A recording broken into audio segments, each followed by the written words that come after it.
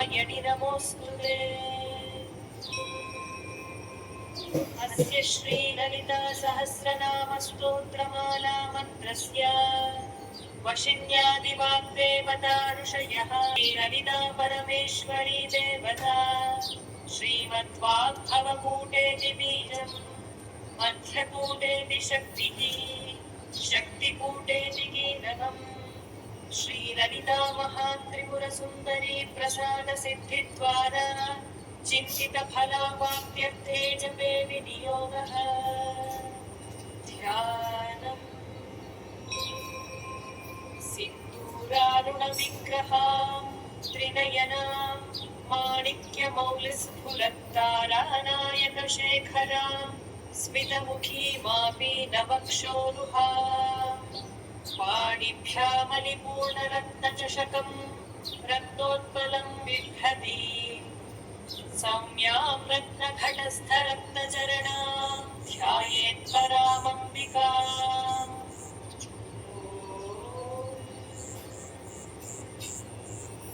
श्रीमाता श्रीमहाराज्ञी श्रीमत्सिंहासनेश्वरी चिदग्निकुण्डसम्भूता देवकार्यसमुद्यता उद्यद्भानुसहस्राभा चतुर्बाहुसमन्विता रागस्वरूपपाषाढ्य क्रोधाकाराङ्कुशोज्ज्वला मनोरूपेक्षुकोदण्डा पञ्चतन्मात्रसायका निजारुणप्रभापूरमज्जद्ब्रह्माण्डमण्डला चम्पकाशोकपुन्नागसौगन्धिकलसत्कचा कुरुबिन्दमणिश्रेणीकरत्कोटीरमण्डिता अष्टमी चन्द्रबिभ्राजदलिकस्थलशोभिता मुखचन्द्रकलङ्काभमृगनाभिविशेषका वरनस्मरमाङ्गल्यगृहतोरणचिल्लिका वक्त्रलक्ष्मीपरीवाहचलन्मीनाभलोचना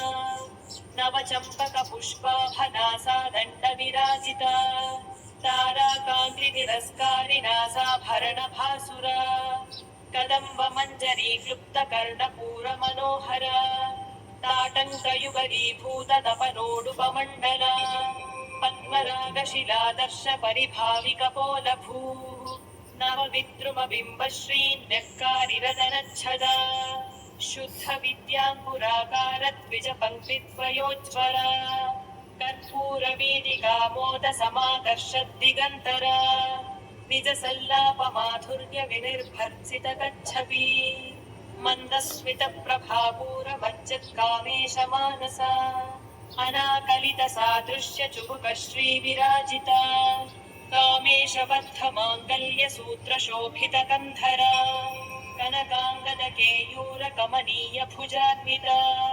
रत्नग्रैवेयचिन्ताकलोलमुक्ता फलान्विता नाभ्यानवालरोमालिलता फलकुजद्वयी लक्ष्यरोमलताधारता समुन्मेयमध्यमा स्तनभारदलन्मध्यपट्टबन्धवलित्रया अरुणारुणकौसुम्भवस्त्रभास्वत्कलीतटी रत्नकिङ्किणिकारम्यरशनादामभूषिता कामेशज्ञातसौभाग्यमार्दवोरुद्वयान्विता माकारचारुद्वयविराजिता नखदीधिति सञ्छन्न नमज्जनतमो गुणा परद्वयप्रभाजालपराकृतसरोरुहा शिञ्जालमणिमञ्जीरमण्डितश्रीपदाम्बुजा